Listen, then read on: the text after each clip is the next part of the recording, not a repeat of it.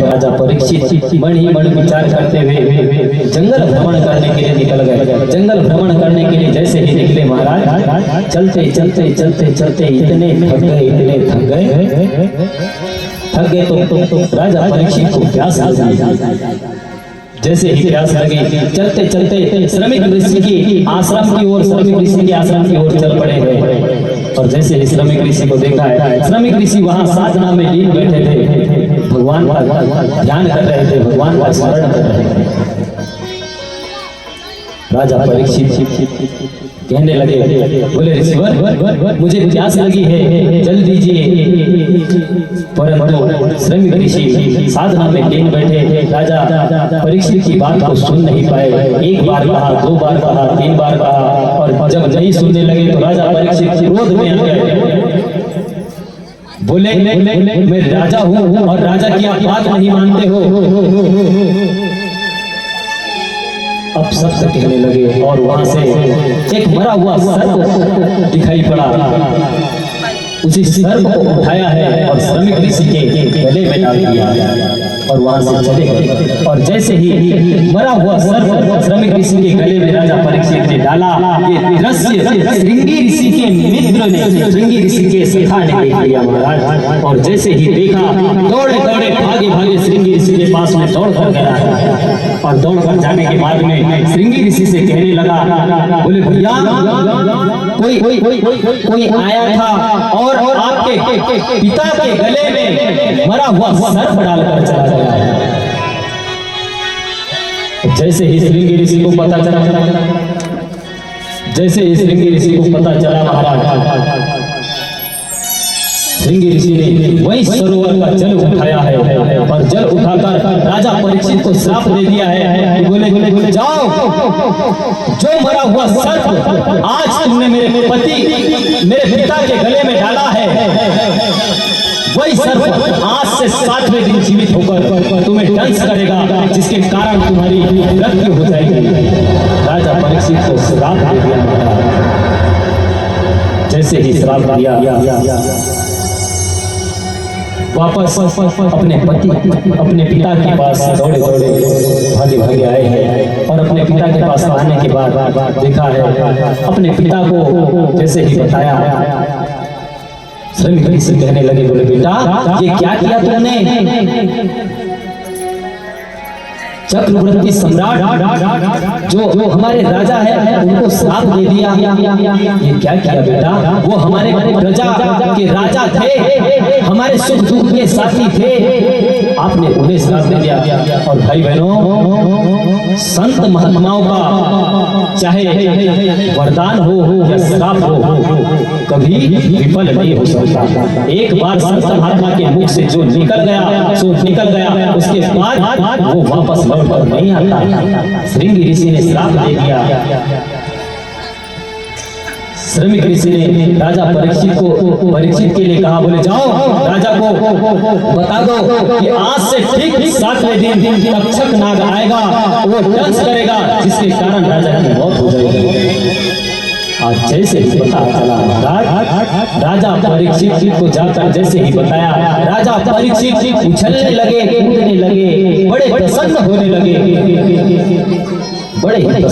लगे। जैसे ही मौत की खबर पता चली कि 7वें दिन तक्षक आकर दंश करेगा, जिससे मेरी मौत हो जाएगी, बड़े प्रसन्न होने लगे। प्रसन्न होते ही आज अगर हमें किसी को पता चल जाए कि महाराज हमारी मृत्यु आने वाली है, इस समय इस दिन हमारी मृत्यु होने वाली है, तो क्या करोगे आप? अगर पता चल जाए कि हमारी मृत्यु इस समय होने वाली है, तो क्या करोगे? कई लोग तो महाराज हजारों बकरों की मुंडी हलाल कर देंगे, पता नहीं ना जाने क्या क्या करेंगे। महाराज अब मरना ही तो है, हाथी के मरने। अच्छा, आज के भक्त भी बड़े गजब के महाराज, जीभ लपलपाती है हमारी और नाम बदनाम करते हैं भगवान। करते कि नहीं करते? कई लोग कहते महाराज, कई लोगों के यहाँ नवस, पता नहीं काई की नवस है। बकरे की बलि है भगवान के नाम पर जाते हैं बकरा। बताओ, मैंने देखा अभी एक भैया के साथ हम इस क्षेत्र में गए थे, चांदूरंगा क्षेत्र में।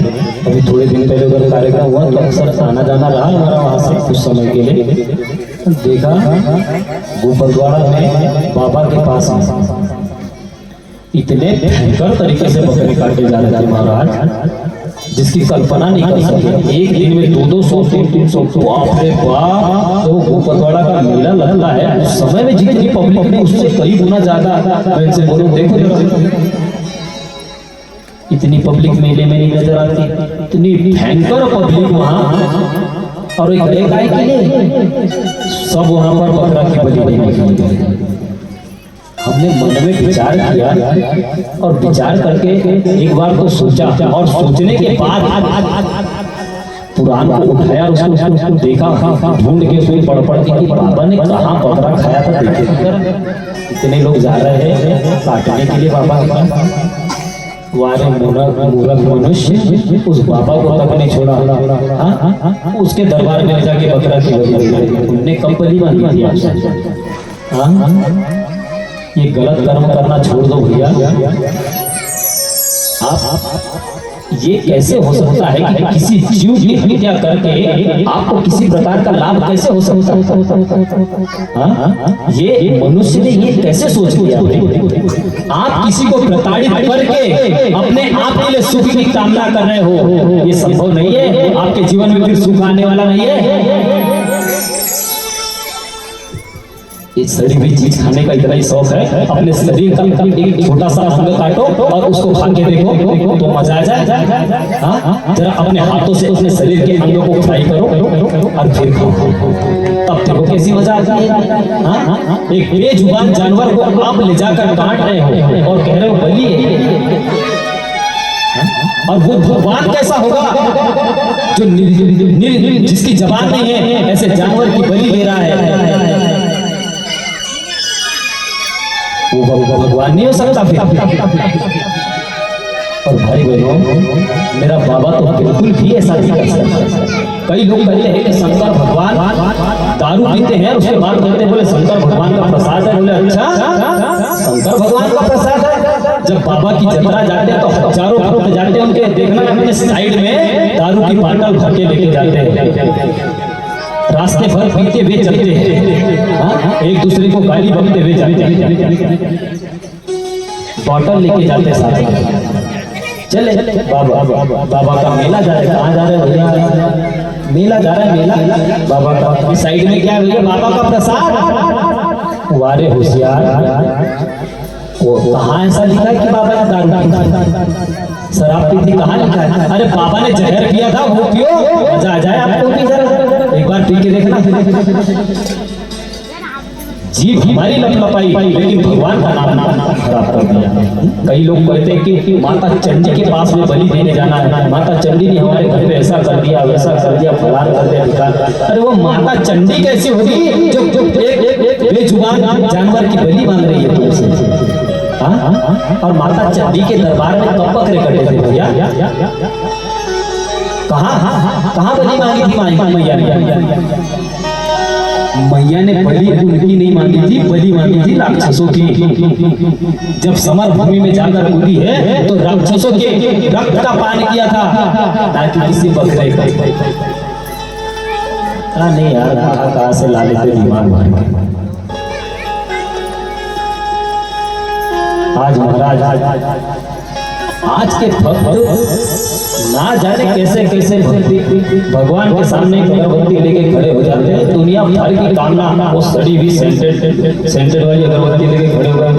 जय हनुमान ज्ञान गुण सागर, और उसके साथ वो अगरबत्ती लगाई।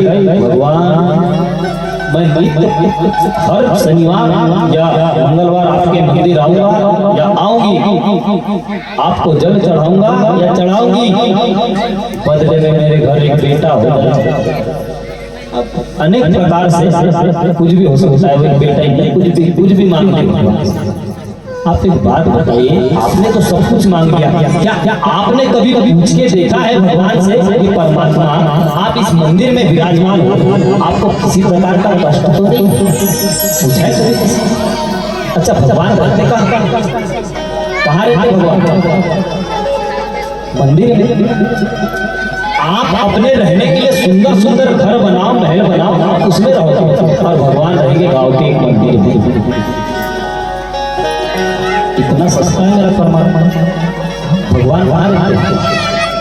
ये झूठ मूठ का दिखावा करना बंद करो भगवान, इससे कुछ नहीं होने वाला, इससे भगवान कृपा करने वाले नहीं है। अगर भगवान को सच्चे दिल से मानते हो तो भगवान के लिए मंदिर अपने मन में बनाना पड़ेगा, तब भगवान कृपा करते हैं,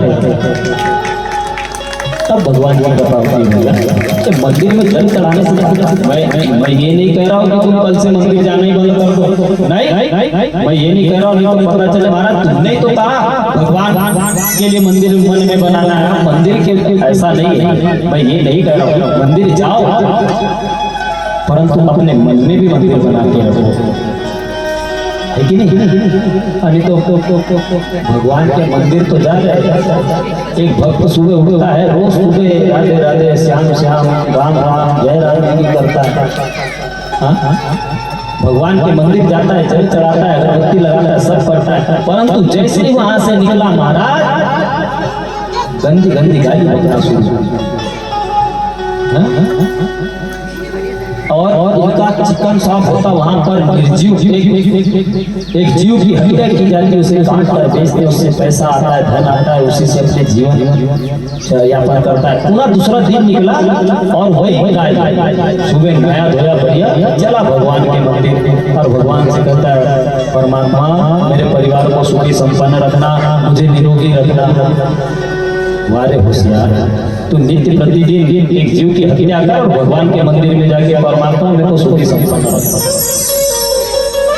तुम भरते जाओ और वो निकालते जाए, क्योंकि वो हमारे अपना ऊपर बैठा है कि नहीं? आज परीक्षित को जैसे ही पता चला है कि तक्षक नाग आएगा, 7वें दिन दंश करेगा जिससे मृत्यु हुई, और जैसे ही चक्रवर्ती सम्राट महाराज परीक्षित को पता चला, अपने मृत्यु को अमर करने के लिए उपाय खोजने लगा। उपाय खोजते खोजते जैसे ही पता चला श्रीमद् भागवत कथा श्रवण करने लगे। आज धीरे धीरे करके समय बीता, और समय बीतने के बाद महाराज परीक्षित भगवान की कथा को श्रवण करने लगे। आगे चल के एक राजा उग्रसेन हुए, इनकी पत्नी पद्मावती।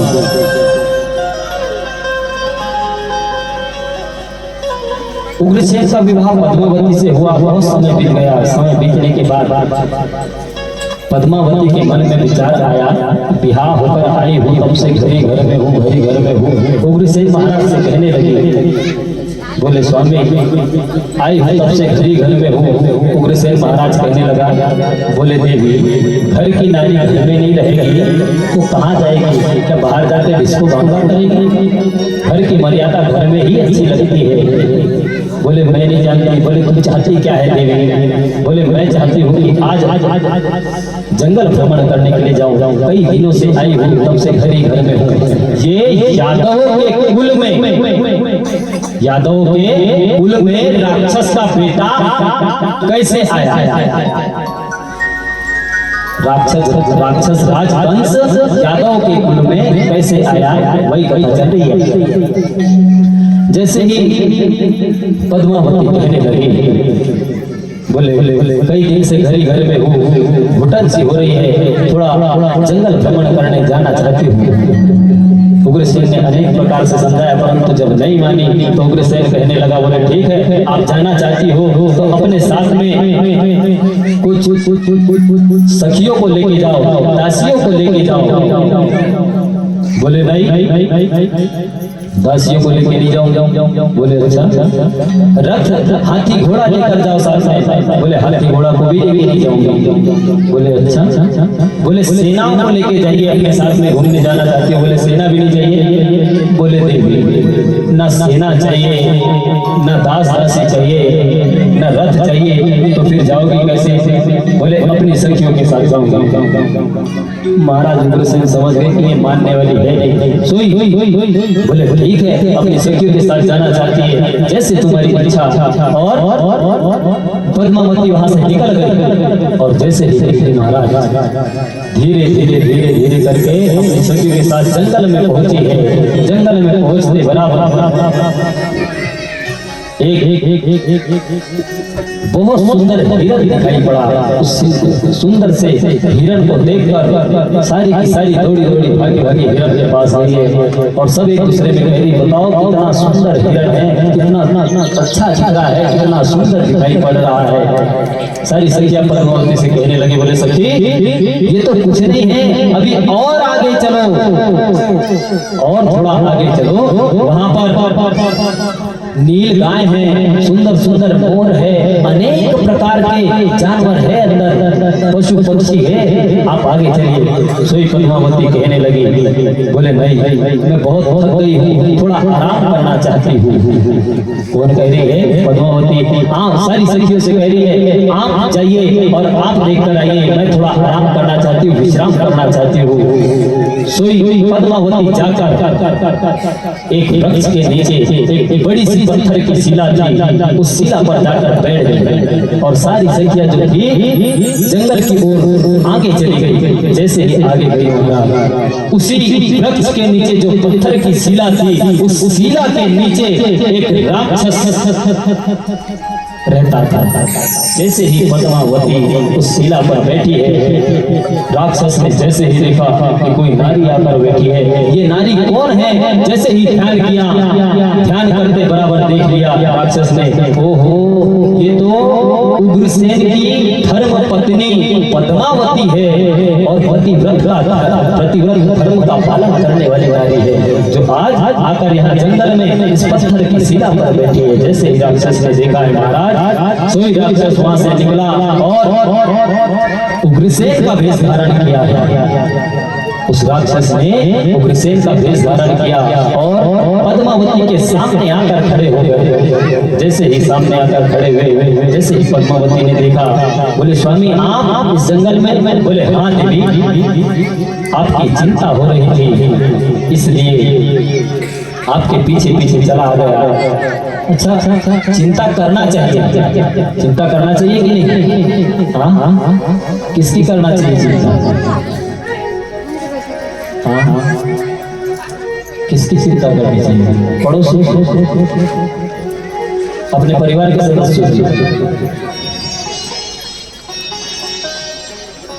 आप लोगों के मन में विचार है, महाराज हम कुछ भी बोले, आप उल्टे भी चलते सीधे भी चलते, अगर आपको कुछ कहे तो आप उसका उल्टा ही मतलब निकाल लेते हैं कि नहीं?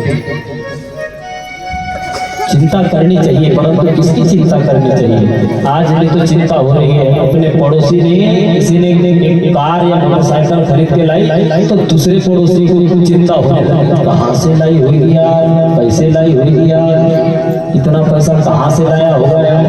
अरे तू काय को टेंशन ले रहा भैया, तू भी कर्म कर, पैसा इकट्ठा कर, उसने मोटरसाइकिल लाई, कार ला ले, तू काय टेंशन लेके बैठा है? जब खुद भी कर्म कर। चिंता करनी चाहिए, परंतु किसकी चिंता करनी चाहिए? चिंता स्वयं की करनी चाहिए। किसकी चिंता करनी चाहिए? आज उग्रसेन महाराज कह रहे हैं, बोले देवी मुझे चिंता सता रही थी, इसलिए आपके पीछे चला आ गया।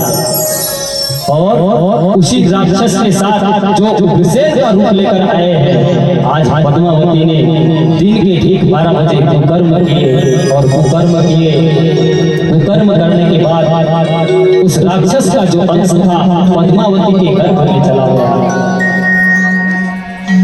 राक्षस वहां से निकलकर जाने लगा। जैसे ही जाने लगा, जो पद्मावती की सखियां थी जंगल की ओर गई थी, वापस जब लौट कर आ रही थी तो जाते हुए देखा वही राक्षस जो उग्रसेन का रूप धारण करके आया था, वो जब जा रहा था तो अपने मुख से सिगार फेंकते हुए जा रहा था। और वही दस सारी सखियों ने जैसे ही देखा, दौड़ी भागी पद्मावती के पास आई है।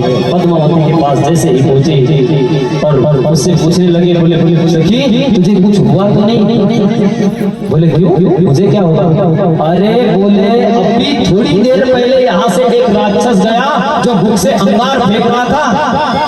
बोले अच्छा, बोले हाँ, अरे कोई राक्षस नहीं गया? बोले अच्छा, राक्षस नहीं गया? अरे हमने हमारी आंखों से देखा है, मुख से अंगार फेंकते हुए जा रहा था। अरे बोले सखियो, वो राक्षस नहीं, वो मेरे हस्बैंड थे, हस्बैंड। अच्छा, जिसने पूरे काम को एंड बेंड कर दिए वो हस्बैंड थे। सोई पद्मावती का हाथ पकड़ा सारी सखियों ने और खींच कर लेके गई। बोले राक्षस जा रहा है मुख से अंगार फेंकते हुए। और जैसे ही देखा महाराज पद्मावती ने, पद्मावती क्रोध में आ गई, भोगे कर गई, आंख लाल हो गई, एकदम क्रोध में आ गई। और जैसे ही क्रोध में आई महाराज, जो राक्षस भाग रहा था वापस लौट गया। वापस लौटकर खुशी पद्मावती के चरणों में आकर गिर गया, मुझसे गलती हो गई, क्षमा कर दीजिए। आज राक्षस को छोड़ दिया है। पद्मावती वहां से अपनी सखियों के साथ वापस घर आ गई। घर आई, उग्रसेन ने जैसे ही देखा है पद्मावती का आज जो स्वरूप था, जो गोरा गोरा स्वरूप था, वो आज पूरा काला पड़ गया। जैसे उग्रसेन ने देखा, बोले देवी आ गई, और ये जो आपका स्वरूप है इतना काला कैसे पड़ गया? सोई पद्मावती झूठ बोल गई। बोले स्वामी, कई दिनों से घर में थी, आज कई दिनों के बाद जंगल भ्रमण करने गई थी, इसलिए धूप के कारण चेहरा पूरा शरीर काला काला हो गया। झूठ बोल गई। धीरे धीरे धीरे धीरे करके 1 महीना, 2 महीना, 3 महीना, 4 महीना जैसे हुआ महाराज, उस बच्चे ने पेट में लात मारना शुरू कर दिया। पूत के पैर पालने में नजर आ जाते हैं। अगर घर में अच्छी संतान आने वाली हो उसका भी पता चल जाता है, और घर में राक्षस बच्ची पनपने वाली है तो उसका भी पता चल जाता है। 4 महीना, 5 महीना, 6 महीना, जैसे जैसे समय बीतता गया, धीरे धीरे करके 9 महीना 9 दिन बीता, और पद्मावती के गर्भ से एक संतान ने जन्म लिया। और जैसे संतान ने जन्म लिया, सारे प्रजावासी बड़े ही खुश हुए। राजा उग्रसेन बड़े ही खुश हुए, बधाई बांट रहे हैं, जन्म उत्सव मना रहे हैं। आज जैसे ही उसका जन्म हुआ, धीरे धीरे करके उसके नामकरण संस्कार का समय आया। वेदाचार्यों को बुलाया गया। वेदाचार्य आए, और जैसे ही आए, जैसे ही ध्यान किया है, और ध्यान करते बराबर देखा है, और देखते बराबर समझ गए कि वो ये पद्मावती एक बार जंगल में गई थी, और जंगल में जाने के बाद एक राक्षस के साथ कुकर्म किया, और उसी राक्षस का अंश पद्मावती के गर्भ में गया, और ये जो बच्चे ने जन्म लिया है ये उसी राक्षस की संतान है महाराज। परंतु यहाँ सारे वेदाचार्य कहने लगे, बोले हमें इससे क्या, हमारा काम है नामकरण संस्कार करने का। सोई उसका नामकरण संस्कार किया, उसका नाम रखा गया राक्षस राजवंश। आज ये यदुवंशी के परिवार में राक्षस का बेटा आया।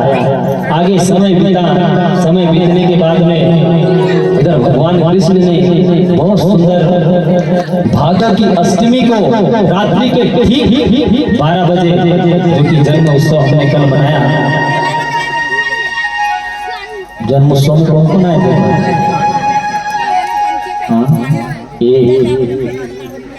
तो 1, 2, 3 ही लोग थे क्या? अच्छा, पीछे की पार्टी आप लोग नहीं आए? तो हाथ खड़े करने में कोई दिक्कत है? हाँ, कुछ लोग नहीं आए। ठीक, सब आए। वो तो फिर अब एक दूसरे को देख के आए, नहीं भी आए हुए तो भी हाथ खड़े हो जाएंगे। क्यों हरि भाई? वो आपने भी उनको देख के हाथ खड़ा किया था पहले भी। हाँ, तो बहुत सुंदर भादों की अष्टमी को भगवान का जन्म हुआ। जब भगवान का जन्म हुआ तो कारागार में जो वसुदेव और देव की बंद थी, जैसे ही भगवान का जन्म हुआ महाराज, बड़ा ही प्रकाश हुआ, जिसके कारण जो बड़े बड़े पहरेदार लगाए थे, बड़े बड़े ताले लगाए थे, सारे ताले टूट गए, पहरेदार मूर्छित हो गए।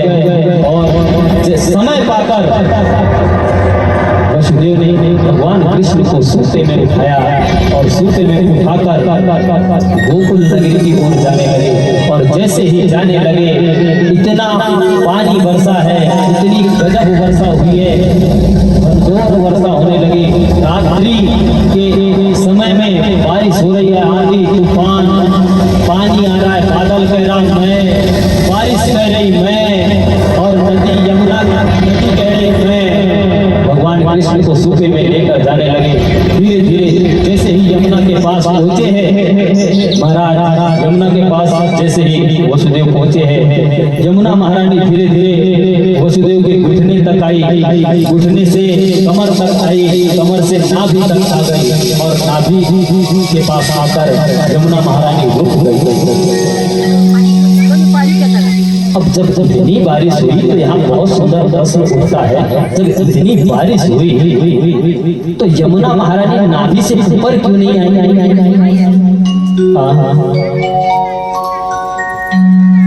भगवान ने जब जन्म लिया तब बारिश हुई, और इतनी बारिश हुई कि नदी में अनेक प्रकार से बाढ़ आने लगी। परंतु यमुना महारानी में जब बाढ़ आई तो वो नाभि के ऊपर बढ़ी ही नहीं। वसुदेव की जो नाभि है उससे ऊपर आई नहीं। क्यों नहीं आई? क्योंकि यमुना महारानी कौन है?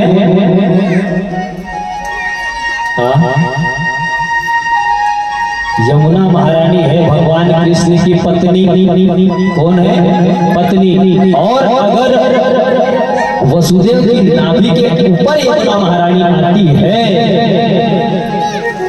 तो ससुर की दाढ़ी हाथ में आ जाती है, और दाढ़ी हाथ में आ जाती है तो धर्म का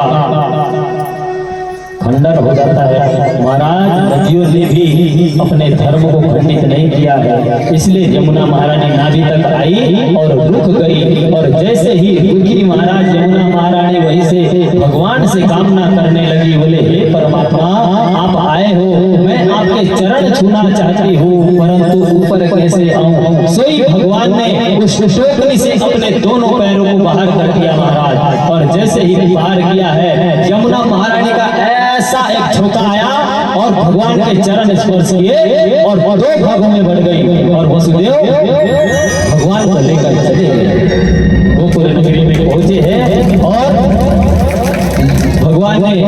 भगवान को जैसे ही गोकुल नगरी में छोड़ा, वापस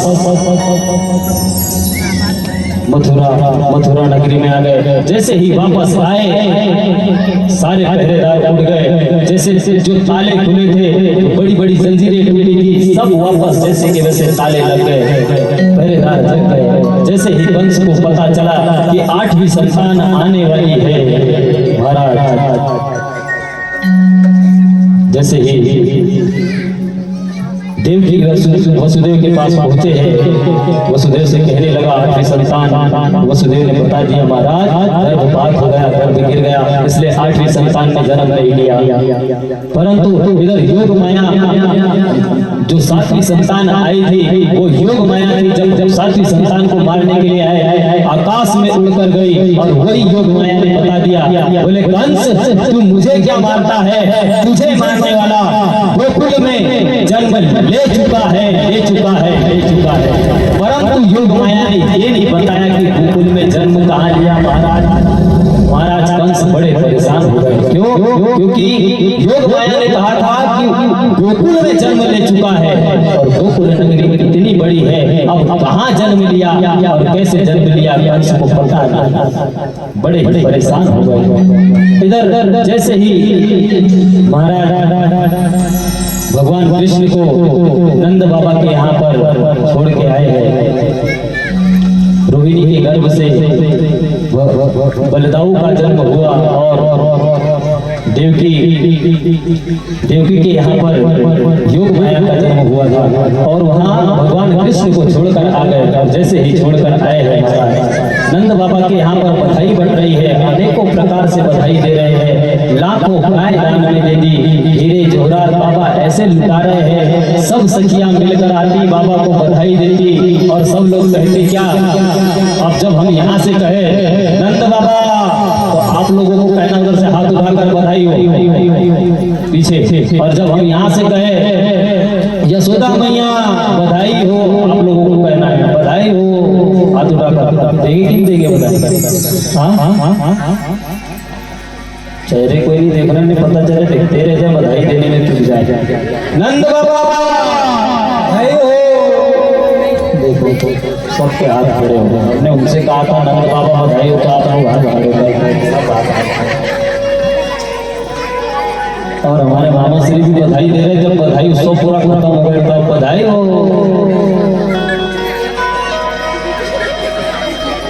यशोदा मैया, अच्छा चलो हिंदी किया वो उधर से भी कर रहे हो।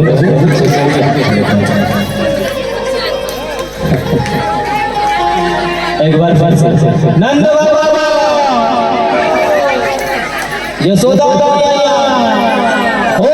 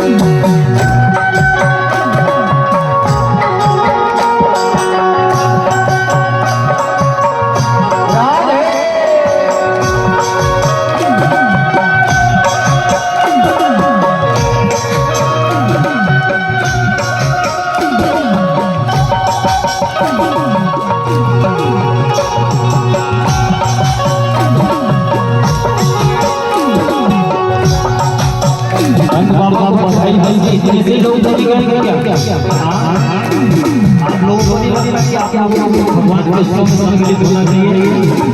जो जब कर सकता है भगवान को सब में ऐसे सभी लोग खड़े हो जाएंगे और कहेंगे क्या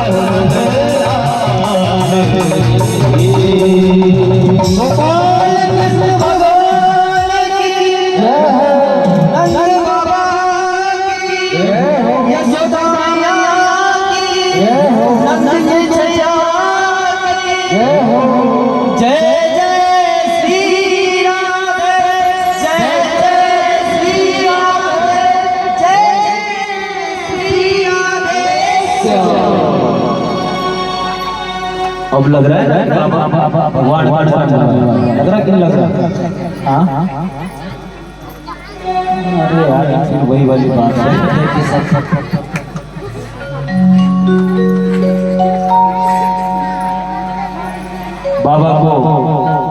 बाबा अनेक प्रकार से नंद बाबा अनेक प्रकार से गाय हीरे मोती जवाहरात लुटा रहे हैं। अब धीरे धीरे समय बीता, 6 दिन पूरे होने को आए।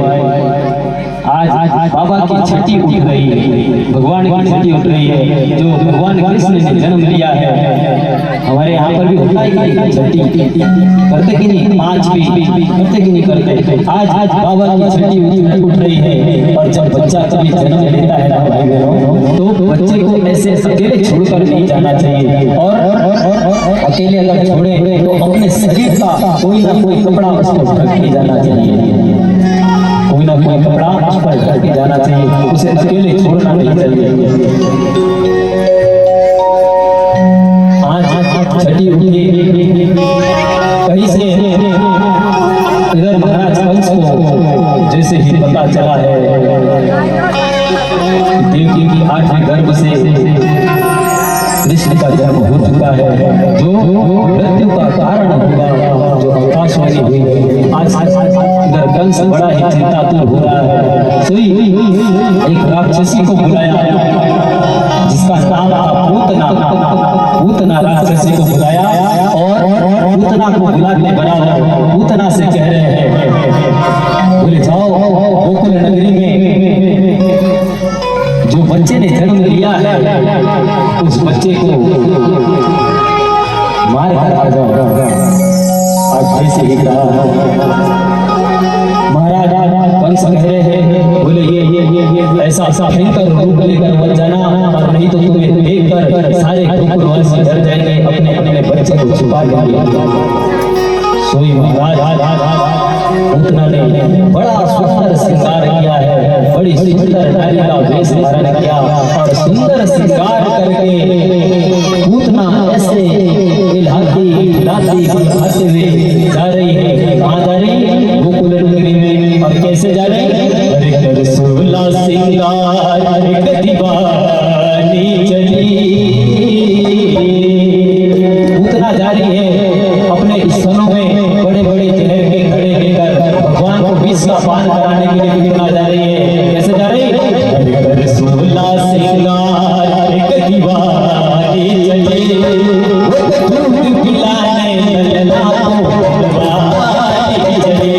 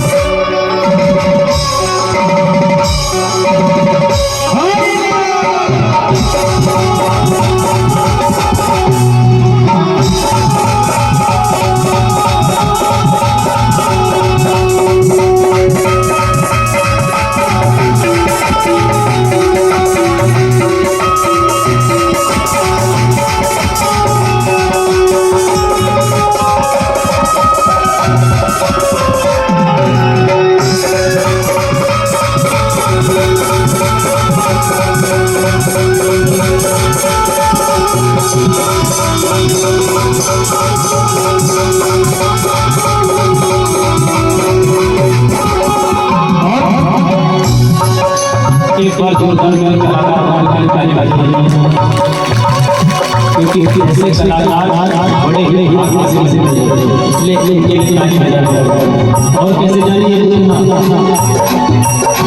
कौन में कुंडल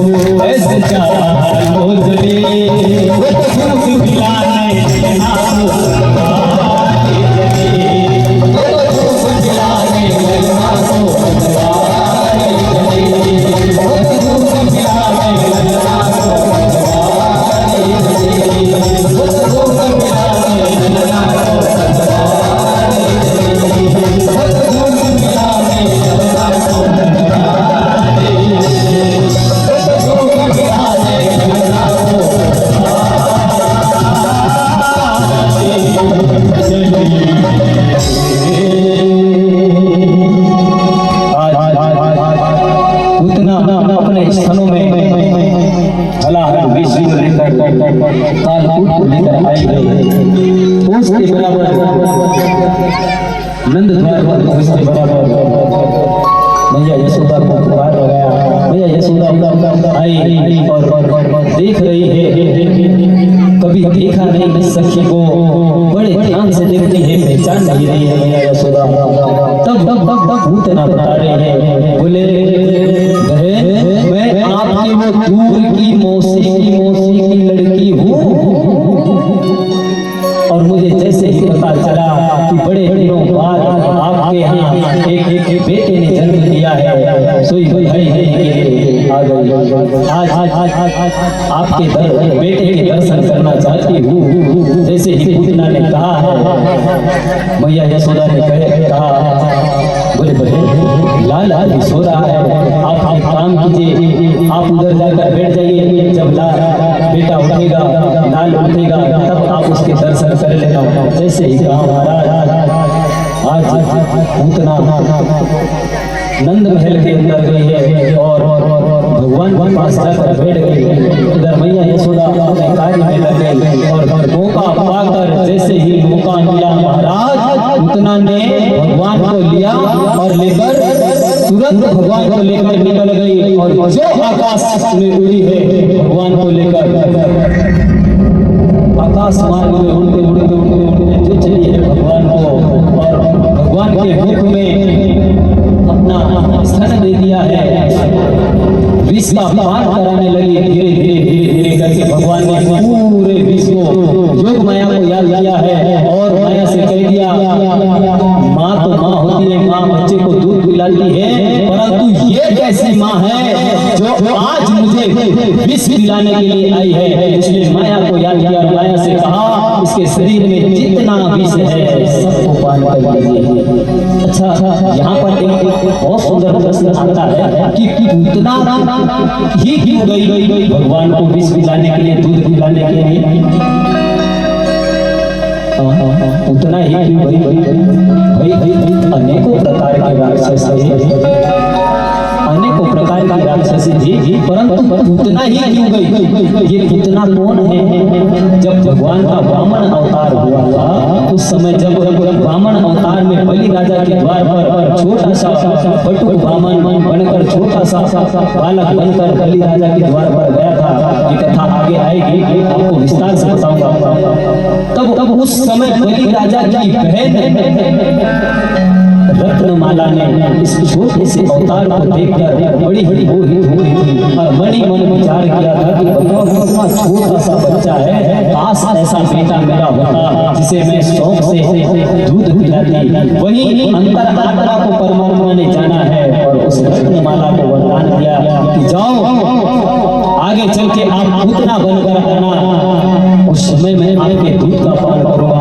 आज वही रत्नमाला पूतना बनकर आई है और भगवान को विष पिलाने के लिए गई है। आज धीरे धीरे करके भगवान ने पूतना के शरीर से पूरे विष का पान कर लिया और जैसे ही विष का पान हुआ, विष पूतना के शरीर से खत्म हो गया। अब भगवान ने धीरे करके पूतना के शरीर से पूरे खून का पान करने लगे। पूतना के शरीर में जो खून था धीरे धीरे करके पूतना के शरीर के का जब पान करने लगा पूतना को तकलीफ होने लगी, और जैसे ही तकलीफ होने लगी पूतना चिल्लाने लगी, कांपने लगी, चिल्ला रही है, कहा रही है।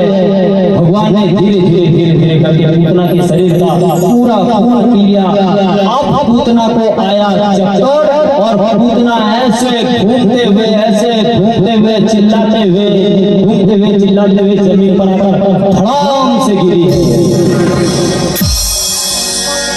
और जैसे ही गिरी महाराज, ऐसा कहते हैं पूतना जब गिरी तो कई बड़ी बड़ी नदियों के स्टाफ बन गए। पूतना कितनी बड़ी थी? पूतना 64 योजन लंबी थी। कितनी?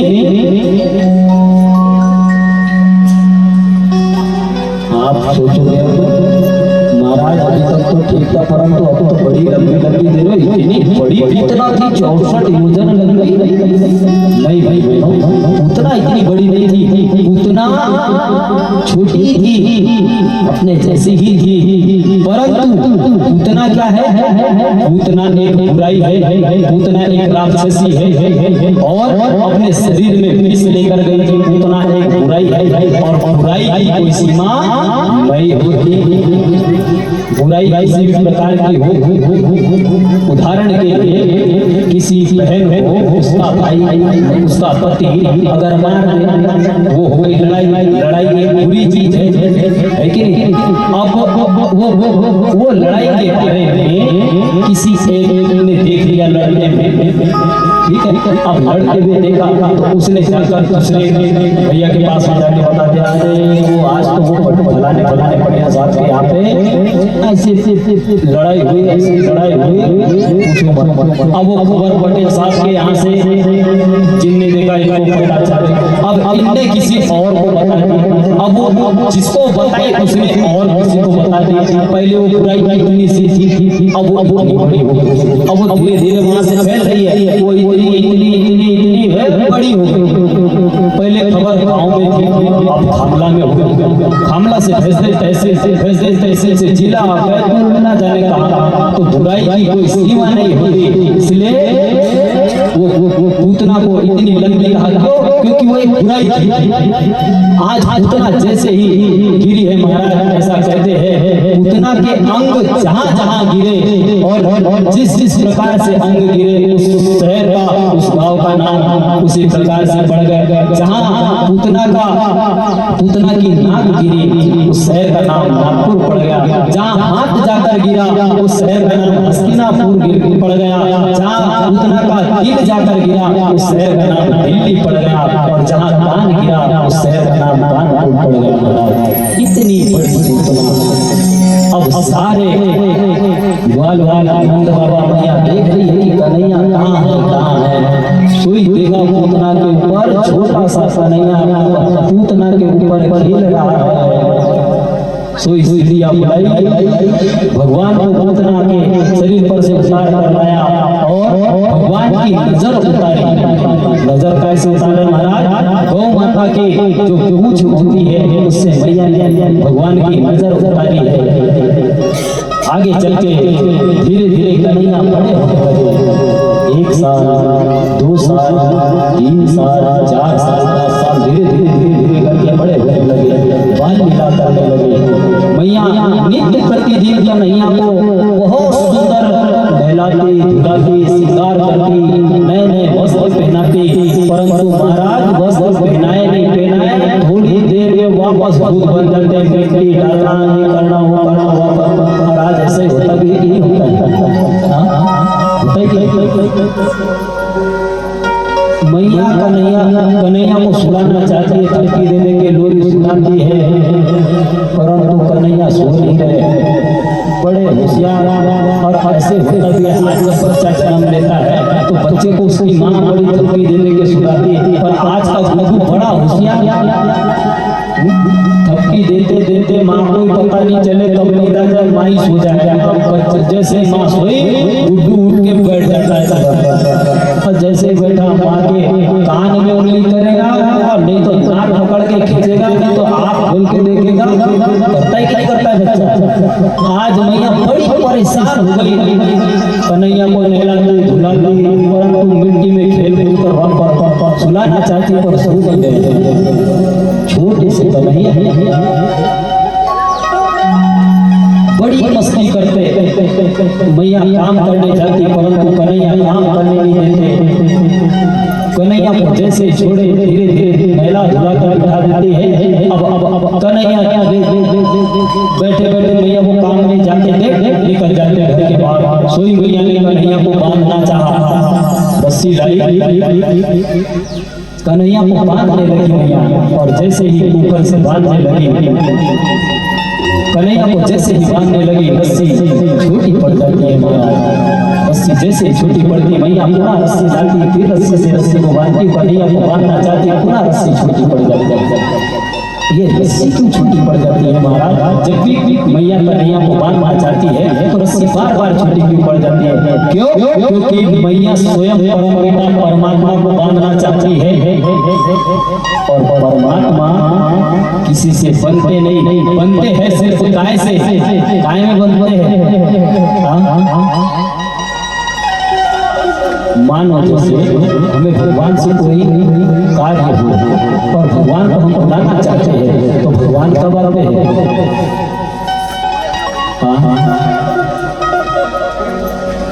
भगवान के मंदिर में जाके नैवेद्य लगाने से आ जाए, अगरबत्ती लगाने से आ जाए, फिर कब आते हैं?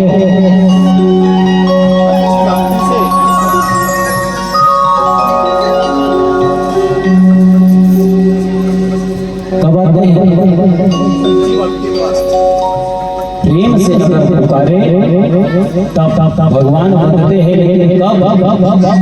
मरे द्रौपदी न बांधो जखा चार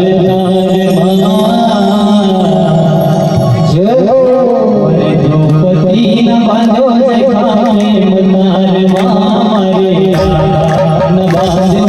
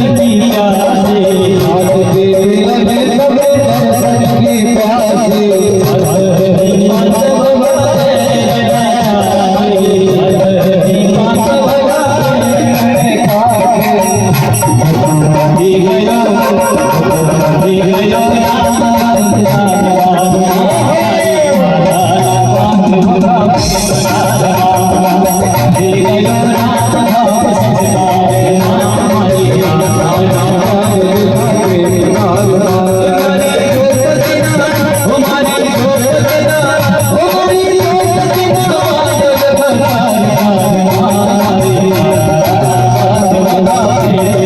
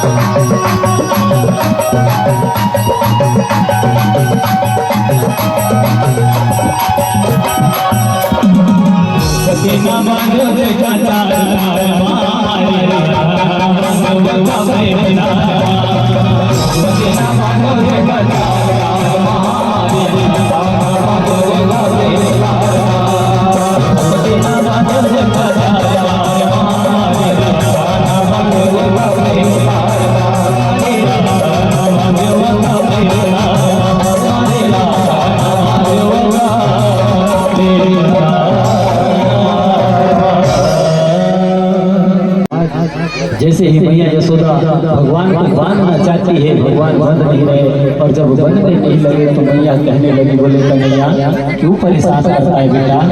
हाँ, जैसे तैसे करके मैया ने उखल से भगवान कान्हा को बांधा है, और जैसे ही बांधा मैया दही खिलौने के लिए चली गई, और उधर कन्हैया उस उखल को धीरे धीरे धीरे धीरे कर खींचते आंगन में लेके आ गया।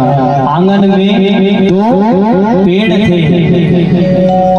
दो पेड़ काय के थे, नलकुबर और फनिग्रीव। ये एक राजा के राजकुमार थे, और वो एक बार एक सरोवर में स्नान कर रहे थे। स्नान करते करते नारद जी कहीं से घूमते घुमाते वहां पहुंच गए, और नारद जी को प्यास लगी, वही सरोवर का पानी पीना चाह रहे थे, परंतु जैसे ही नलकुबर और फनिग्रीव ने देखा श्री नारद जी को पकड़कर पानी के भीतर खींच लिया, उनके ऊपर पानी फेंकने लगे और मजाक करने लगे। जैसे ही नारद जी ने देखा है, बोले एक राजा के राजकुमार होकर मेरे साथ हंसी ठिठोली करते हो, शर्म नहीं आती? जाओ, मैं तुम्हें श्राप देता हूँ, आज से तुम जड़ हो जाओ। और जैसे ही श्राप दिया, दोनों ने अपने हाथ जोड़ लिए, क्षमा याचना करने लगे। बोले ऋषिवर गलती हो गई, हमें क्षमा कर दीजिए। तब महाराज नारद जी कहने लगे, एक बार जो श्राप दे दिया वो फिर वापस लौट कर नहीं आता। हाँ, आप एक काम कर सकते हो, जाओ आप पेड़ के रूप में नंद द्वार पर खड़े हो जाओ, आगे चल के भगवान जन्म लेंगे और वही तुम्हारा उद्धार करेंगे। सो वही फनिग्रीव और नलकुबर, ये दोनों नंद बाबा के द्वार पर आंगन में पेड़ बनकर खड़े हैं। धीरे भगवान ने उपल को खींचते खींचते खींचते खींचते आए और वही दोनों पेड़ के बीच में आकर उखल को फंसा दिया। और जैसे ही फंसा है महाराज भगवान ताकत लगाते हैं परंतु रुक जाते हैं। जैसे ही भगवान ताकत लगाते हैं परंतु रुक जाते हैं क्योंकि दोनों पेड़ों के बीच में ऊपर फंस गया। और जैसे ही फंसा भगवान ने और ताकत लगाई परंतु फिर भी नहीं हिला। धीरे धीरे करके भगवान ने ऐसी ताकत लगाई ऐसी ताकत लगाई धड़ाम से दोनों पेड़ गिरकर जमीन पर पड़ गए।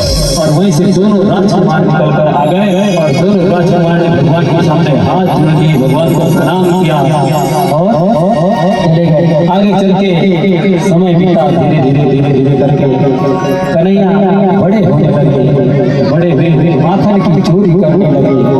माखन चुराना इनकी एक टोली बनाई, सारे ग्वाल को बुलाया और एक टोली बनाई और उस टोली के मुख्य भगवान कन्हैया बन गए और सारे सखा मित्रों के साथ में जाकर माखन चोरी करने लगे। एक दिन ललिता नाम की एक सखी के यहाँ पहुंच गए माखन चोरी करने के लिए। और माखन चोरी करने के लिए जैसे ही पहुंचे महाराज उनसे कहने लगे, बोले हरी काकी तुम नित्य प्रतिदिन माखन लेकर इसे बेचने के लिए जाती हो, थोड़ा थोड़ा माखन हमें खिला दो। परंतु ललिता ने मना कर दिया, बोले रोज रोज आ जाते हो माखन मांगने के लिए, बोले जाओ आज कोई माखन नहीं खिलाएगी। जैसे ही महाराज भगवान को कहा है बोले आज कोई माखन नहीं मिलेगा, तो भगवान ने योजना बनाई अपने सखा मित्रों के साथ, बोले आज ललिता के घर जाना है माखन चोरी करने के लिए। सुई अपनी टोली को लेकर रात के अंधेरे में पहुंच गए और सब एक दूसरे के ऊपर खड़े होकर माखन चुराए, खूब माखन खाया। और जैसे ही ललिता को पता चला है कि माखन चोर मंडली आई है, सुई जो देखा जो भागे हैं, आज माखन चुरा कर वहां से खाया है। सोई ललिता मैया यशोदा के पास पहुंची है और कह रही है, बोले अरे यशोदा जरा देख तो तेरा लाला कितना चोर हो गया है, माखन चुरा कर खाता है। परंतु मैया यशोदा उनकी बात नहीं मान रही। क्यों? क्योंकि नंद बाबा के यहाँ पर 9 लाख गाय है और माखन नंद बाबा के यहाँ इतना होता है। यशोदा कह रही, बोले मेरे यहाँ पर माखन की कमी है, जो मेरा लाला हमारे यहाँ पर माखन चोरी करने जाएगा। उनकी एक नहीं मान रही। आए दिन किसी न किसी के यहाँ पर चोरी करना और एक सखी के यहाँ पर सत्यनारायण की पूजा रखी। और जब सत्यनारायण की पूजा रखी तो कन्हैया वहाँ पर चले गए, अपने टोली को लेकर पहुंचे हैं और उस सखी से कहते हैं, बोले अरे काकी ये जो इतनी सारी पूजा जमा रही है ये काहे की पूजा है, किसकी पूजा है? अरे बोले ये जो दिख रहे हैं ना ये हमारे सत्यनारायण की पूजा है, आज हमारे घर सत्यनारायण की पूजा है। बोले अच्छा, बोले हाँ। बोले पूजा में माखन खाने का? हाँ। बोले आखिरी में आइए आपको माखन मिलेगा खाने के लिए। बोले ताकि अभी खिला देना थोड़ा सा माखन। बोले नहीं अभी पूजा नहीं। बोले भाग यहाँ से, साथ करके भगा दिया। सोई सखी चली गई अंदर अपने कार्य में लग गई। और इधर महाराज कन्हैया ने छोटे छोटे बेटे के 2 बच्चे लाए और जाकर उसी पूजा को हमें छोड़ दिया और सारी पूजा को उर्दू के बच्चों ने तहस कर दिया। और वही सखी से कहने लगे, बोले काकी ये देखो, बोले आपके सत्यनारायण। जैसे ही देखा महाराज दोनों हाथ सिर पर रखने बड़ी परेशान हो गई। और वहां से जैसे ही पता चला है सखी को, सोई अपने मंडली लेकर भाग आया। समय बीता, अब कन्हैया को बुलाओ, कन्हैया को बुलाओ। मटकी फोड़ के लिए तैयारी की टोली। कल मेरे सपने में आया, पुकारा बड़ा चोर है, पुकारा बड़ा चोर है, सरिया मार के आया,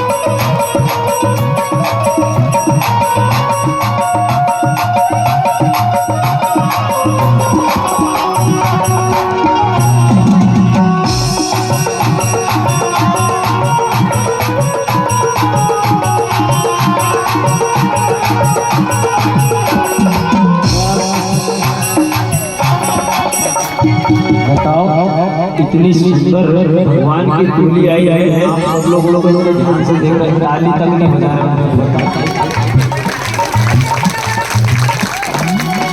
ऐसे ताली बजा रहे हो जैसे क्या बोले आप लोग, ताली ऐसे बजती है क्या? शाम सपने में आए, शाम सपने में आए, शाम सपने में आए, कहीं सी गए, कहीं सी गए, शाम सपने में आए, शाम सपने में आए, कहीं सी गए, कहीं सी गए, कहीं सी गए, शाम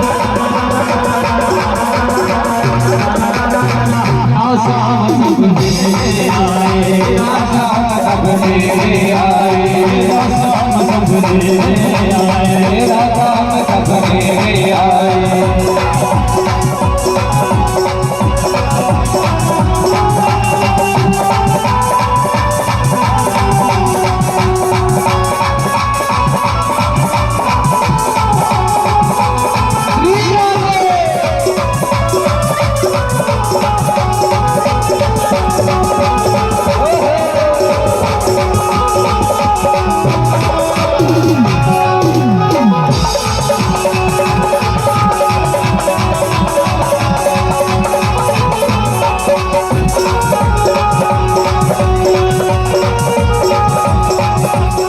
जब सामर गिरगी खोले, जब सामर गिरगी खोले, जब सामर गिरगी खोले, जब सामर गिरगी खोले, खिड़की कर गई, खिड़की कर गई, खिड़की कर गई,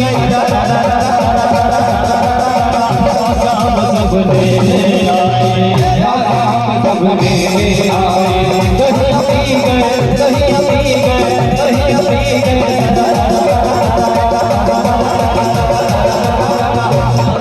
सपने में आए, शाम सपने में आए,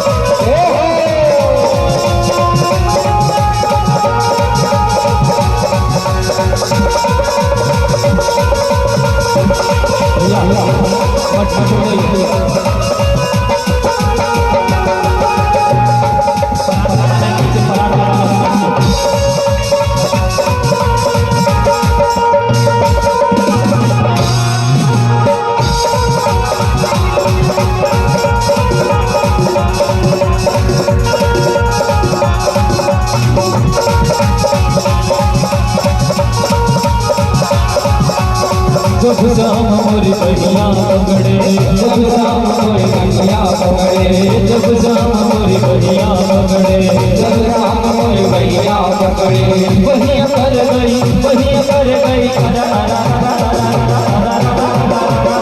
राम सपने में आए, राम सपने में आए, बहिया पी गए, बहिया पी गए, सपने में आए, सपने में आए, सपने में आए।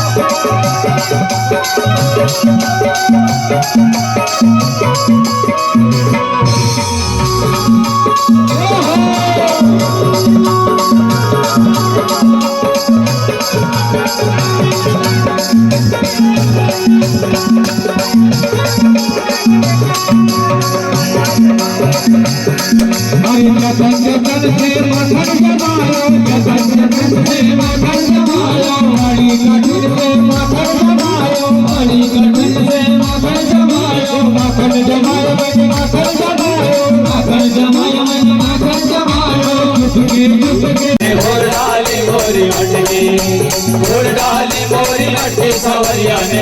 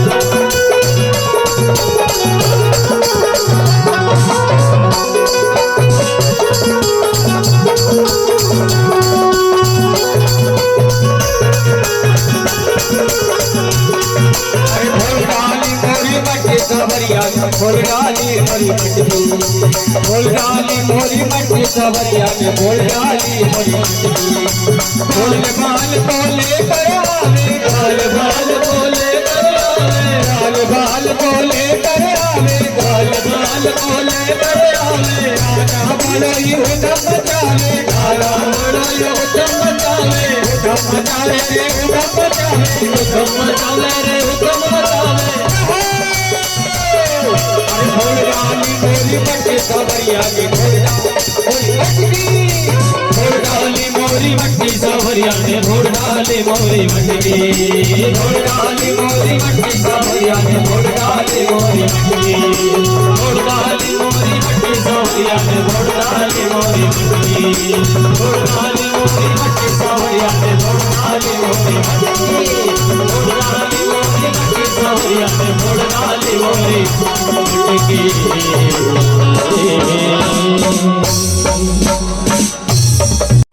तैयारी होने लगी। भगवान कृष्ण ने अपने बाबा से पूछा, बाबा से पूछा है, बोले बाबा ये जो इतनी सारी तैयारियां हो रही है, आंगन लिपा जा रहा है, घर लिपा जा रहा है, चौका डाला जा रहा है, सब लोग जो तैयारी कर रहे हैं ये काहे के लिए कर रहे हैं बाबा? सोई नंद बाबा कहने लगे, बोले बाबा ये इंद्र की पूजा के लिए तैयारी की जा रही है। बोले अच्छा इंद्र की पूजा? बोले हाँ। बोले इंद्र की पूजा क्यों?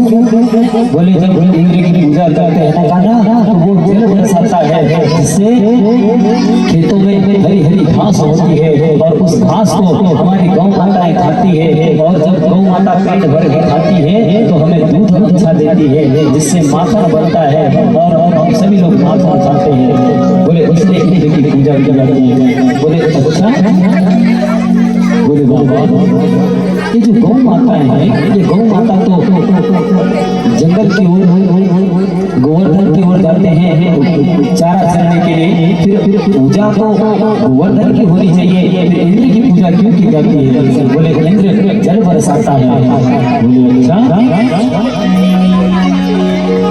बोले इंद्र के घर पे जल बनता है क्या बाबा? बोले आज से इंद्र की पूजा नहीं होगी, पूजा होगी गोवर्धन महाराज की। तो इस सारे ग्वाल वाल को कहकर सभी को अपनी बात से मनवा लिया और गोवर्धन महाराज की पूजा करने के लिए सभी को तैयार किया है, और सभी के सभी मिलकर गोवर्धन के पास पहुंचे हैं। सारे गोकुलवासी मिलकर गोवर्धन महाराज के पास पहुंचे हैं और गोवर्धन की पूजा करने के लिए सभी लोग तैयार हुए। अब खड़े करो इनको खड़े करो जोर मंडल को, और उधर से आप लोग इधर यहाँ गोवर्धन के लिए लाए हो ना भैया? हाँ उधर और 56 भोग लाए हैं, सभी लोग लेके आए थे ना? कहाँ है 56 भोग? 56 भोग है कहाँ? अच्छा नीचे है ना।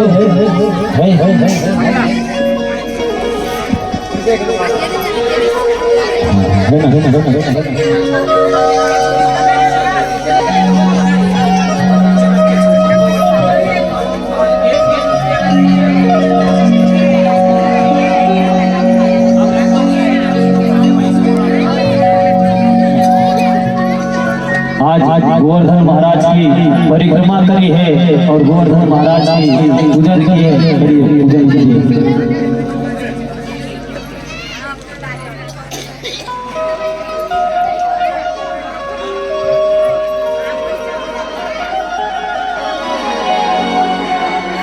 और मैं तो गोवर्धन को जाऊं मेरो भी नहीं माने मेरो मनवा।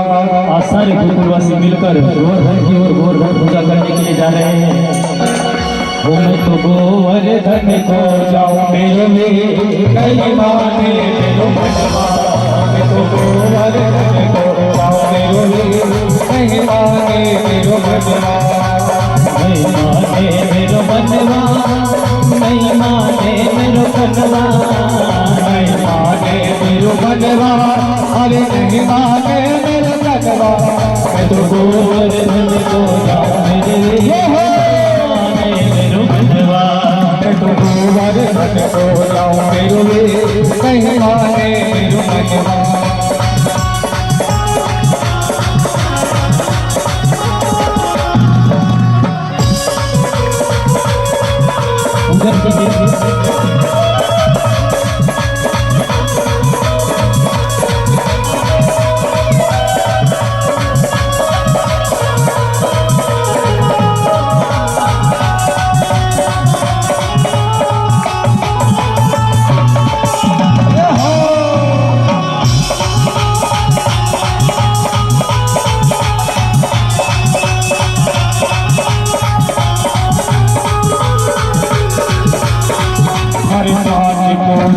तेरी परिक्रमा सखी बनी परिक्रमा।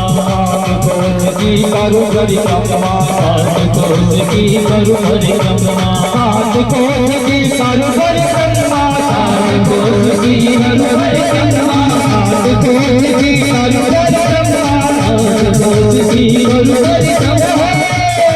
मैं तो बात थी मैं तो बात थी चक्रा मेरो नहीं माने मेरो मचरा, मैं तो गोवर धन को जाऊं मेरो नहीं माने मेरो मचरा, नहीं माने मेरो मनवा सखी, नहीं माने मेरो भजवा, नहीं माने मेरो मचरा लगे, नहीं माने मेरो मचरा, नहीं माने मेरो मनवा सखी, नहीं माने मेरो भजवा, नहीं माने मेरो मचरा लगे, नहीं माने मेरो मचरा। गोवर धन को जाऊं मेरे वीर, नहीं माने मेरो भजवा, मैं तो गोवर धन को जाऊं मेरो वीर, नहीं माने मेरो मचरा।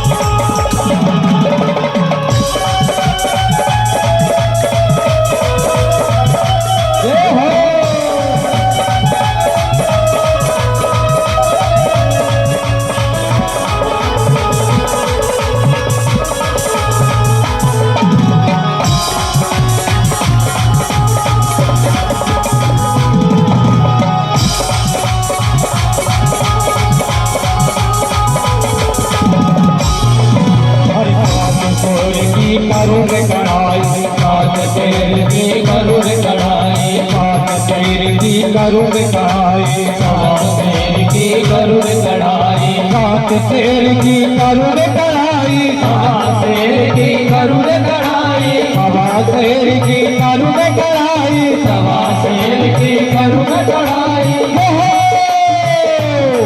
मैं तो ब्राह्मण न्योता गिनाऊं मेरो नहीं माने मेरो मनवा, मैं तो ब्राह्मण न्योता गिनाऊं मेरो नहीं माने मेरो मनवा, अरे नहीं माने मेरो मनवा, अरे नहीं माने मेरो मनवा, नहीं माने मेरो मनवा, अरे नहीं माने मेरो मनवा, नहीं माने मेरो मनवा सखी, नहीं माने मेरो मनवा, नहीं माने मेरो मनवा सखी, नहीं माने मेरो मनवा।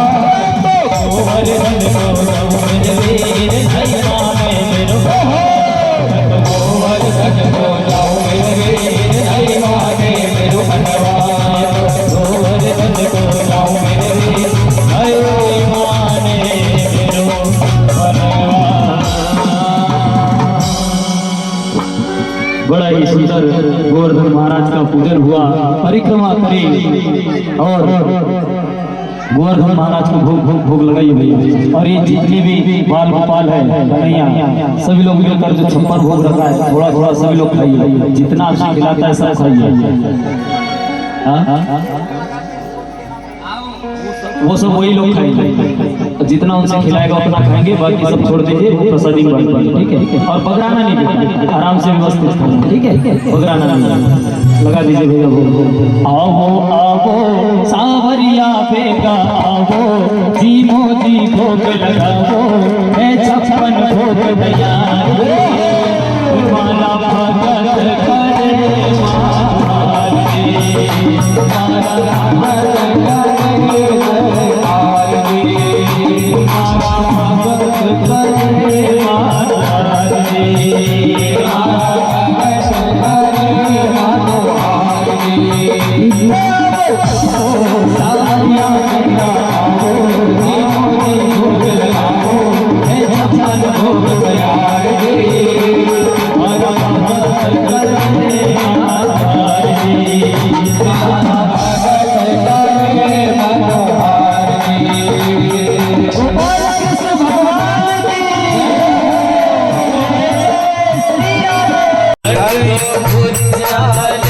रसगुल्ला गाजर पाक रस मलाई गुलाब जामुन शक्कर पारा गुलाब जामुन शक्कर पारा मैं बोले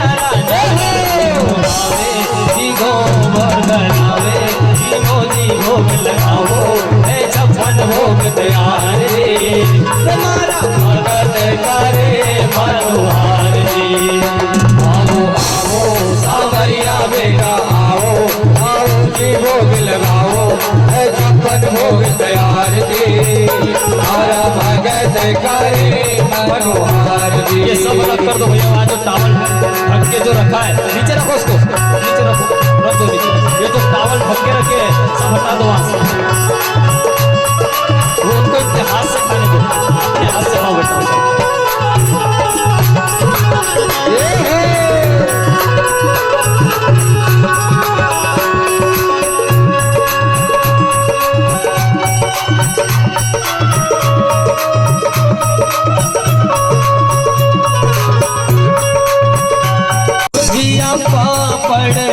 जीवड़ो दान मोट पकौड़ी कचौड़ी भुजिया पापड़ जीवड़ो कड़ी सागरी साग सागरी को बाजरे को प्रभु खींच लो रायते में जीरा तड़को रायते में जीरा तड़को पियो मारा सब लोग भागो सावरिया बेगा आओ तीनों दी भोग लगाओ है छप्पन भोग तैयार जी तुम्हारा भगत करे द्वार जी। सावरिया बेगा आओ तीनों दी भोग लगाओ मनोहार जी हमारे भगत करे मनोहार जी। नमस्ते पर्वतवासिनी ज्वाला ज्वाला देवी नमस्ते श्री ज्वाला मालिनी नमो नमः अत आरतिक्यम्।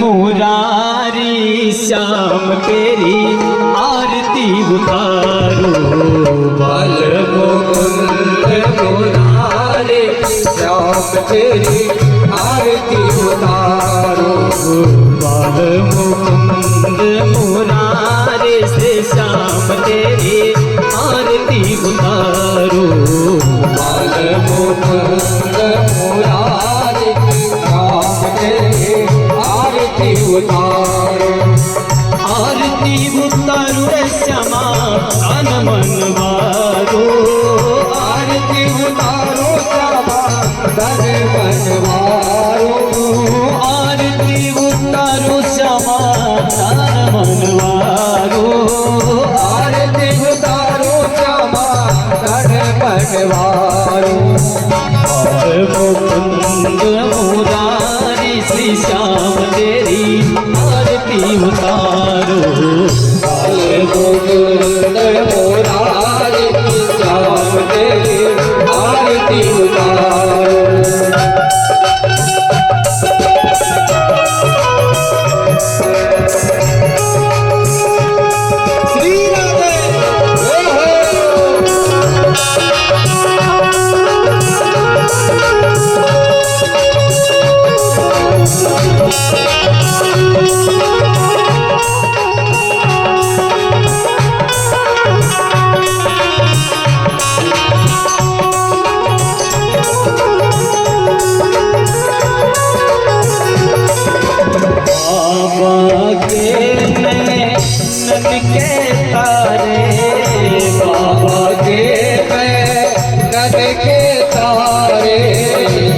गोपियन के प्राण प्यारे ब्रज गोपियन के प्राण प्यारे तुम हो त्रिभुवन के रखवारे तुम हो त्रिभुवन के रखवारे इधर बनवारे श्याम तेरी आरती उतारो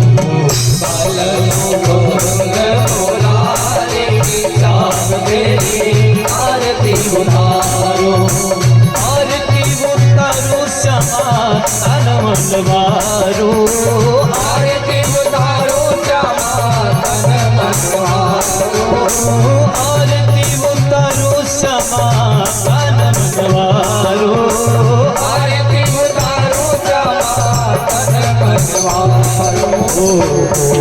गोवर्धन गिरधारी श्याम तेरी आरती उतारूं गोवर्धन गिरधारी श्याम तेरी आरती उतारो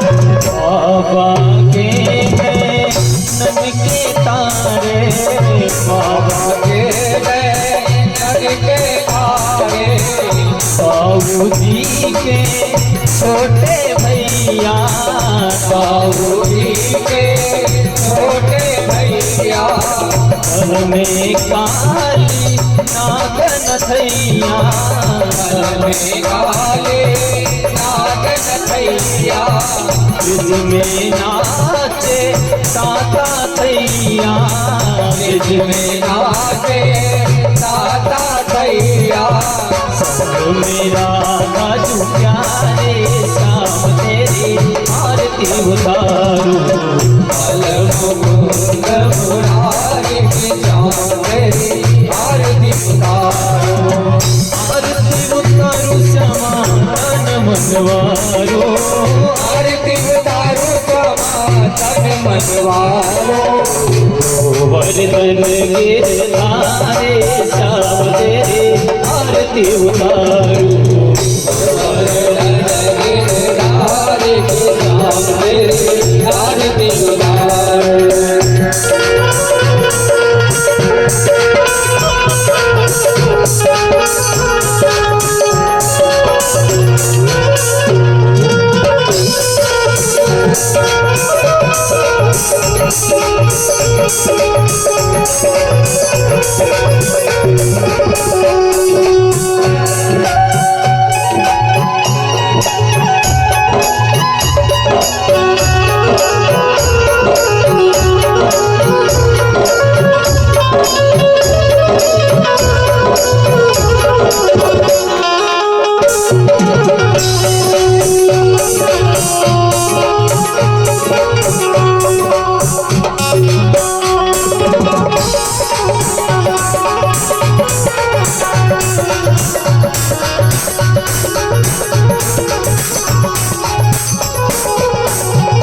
कानन में कुंडल लहराए कानन में लहराए तन पीतांबर मुनि मन पाए तन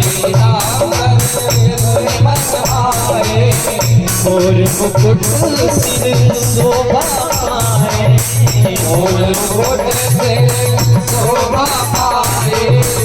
आप तापवाते सब मिट जाए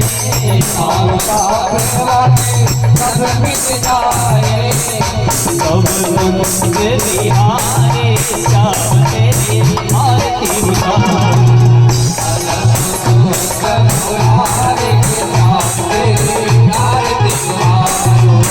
आरती उतारूं श्यामा तन मनवारो आरती उतारो श्यामा तन मनवारो आरती उतारूं श्यामा तन मनवारो आरती उतारो श्यामा तन मनवारो मुकुंद मुरारी श्याम तेरी आरती उतारूं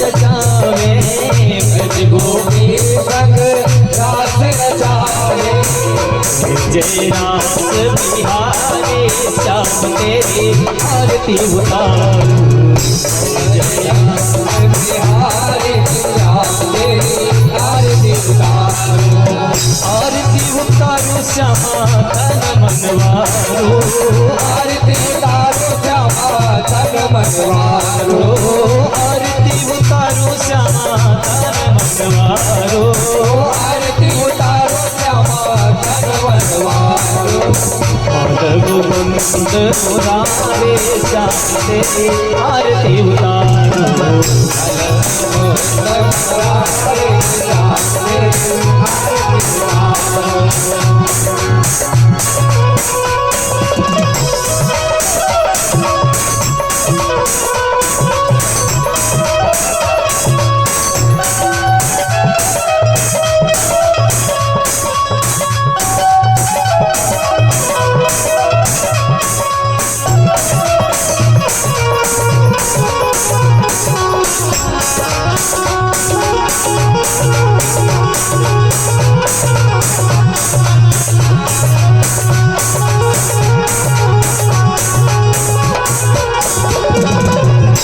ब्रिजराज की आरती गावे तो विश्राम आरती गावे गोलोक परम पद गावे गोलोक परम पद पावे आप ताप वाके सब मिट जावे आप ताप वाके सब मिट जावे जय गिरिवर धारे श्याम तेरी आरती उतारू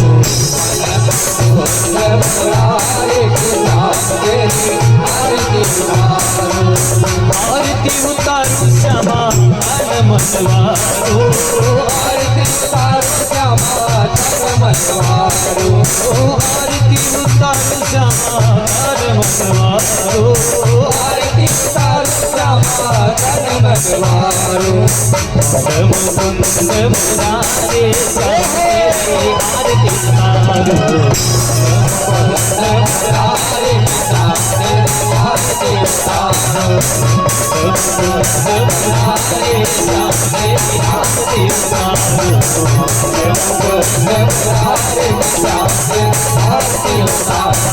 कर्पूर गौरम करुणावतारम संसार सारम बुद्धिंदारम सदा वसंतं विचारविन्दे पदाति सैतन्यमामे